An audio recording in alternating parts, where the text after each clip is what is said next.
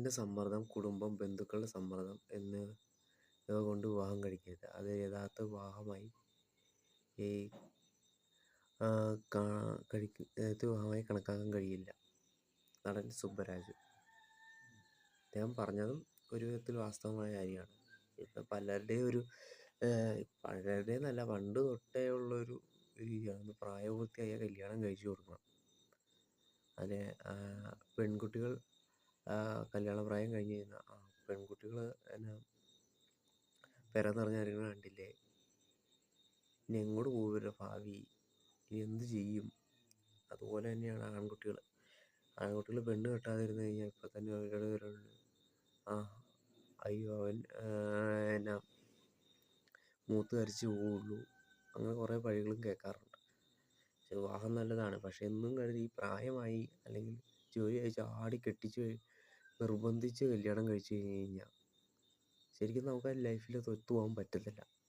ഒന്നാമത്തെ കാര്യം, അതിന് കുറച്ച് സാവകാശം വേണ്ടി വരും. ഇപ്പോൾ കല്യാണം ആലോചിച്ച് വരുമ്പോഴും വീട്ടുകാരോടൊന്ന് പറയാം, എനിക്ക് ഇത്ര ടൈമാണ്, ഇത് കല്യാണം കഴിക്കാൻ അത്ര മൂഡില്ല. പിന്നെയാണെങ്കിൽ നമുക്ക് ഓരോരോ സാഹചര്യങ്ങളൊക്കെ ഉണ്ടാകും. ശരിക്കും വീട് ചിലപ്പോൾ പണിതിട്ടുണ്ടാവില്ല, ചിലപ്പോൾ സാമ്പത്തിക സ്ഥിതി ഉണ്ടായിട്ടുണ്ടാവില്ല. കാരണം എന്ന് പറഞ്ഞാൽ ജോലി ഉണ്ടാകാം, പക്ഷെ എന്നിരുന്നാലും ഈ ഒരു സ്വന്തം ഒരു കുടുംബം കൂടെ നടത്തി മുന്നോട്ട് കൊണ്ടുപോകണമെങ്കിൽ തന്നെ നല്ലൊരു സാമ്പത്തിക ചിലവ് വേണ്ടി വരും. അപ്പോൾ ഇദ്ദേഹം പറഞ്ഞതിൽ വളരെ വളരെ ഒരു ന്യായമുണ്ട്. അപ്പോൾ ആരുടെ സമ്മർദ്ദം കൊണ്ട്, അത് വിവാഹമാണെങ്കിലും മറ്റെന്തെങ്കിലുമാണ്, മറ്റുള്ള ആരുടെ സമ്മർദ്ദം കൊണ്ട് നമ്മളത് ചെയ്ത് കഴിഞ്ഞാൽ നമുക്കൊരു തൃപ്തി വരില്ല.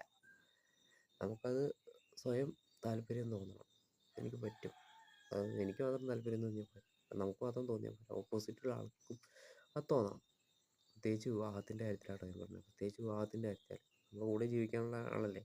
നമ്മളെന്തെങ്കിലും ഒരു ഐഡിയ ചെയ്യുമ്പോൾ ഓപ്പോസിറ്റുള്ള ആൾക്ക് അത് ഇഷ്ടപ്പെടുന്നില്ല, എന്ന് വെച്ചാൽ അവരുടെ ഇഷ്ടത്തിനനുസരിച്ച് ജീവിക്കാനും പറ്റില്ല. അത് വേറെ എന്തെങ്കിലും ലക്ഷ്യങ്ങളോ എയിംസൊക്കെയോ. പക്ഷേ ഗോൾസൊക്കെ നമ്മൾ നേടുന്നതിന് ഇത് വിവാഹമാണ്. വിവാഹം നമ്മളാണെങ്കിൽ ഒരാളുടെ കൂടെ ജീവിക്കേണ്ടതാണ്, അയാളെ നമ്മൾ കൂടെ നിർബന്ധിച്ചുകൂടി ജീവിപ്പിക്കാൻ പറ്റില്ലല്ലോ.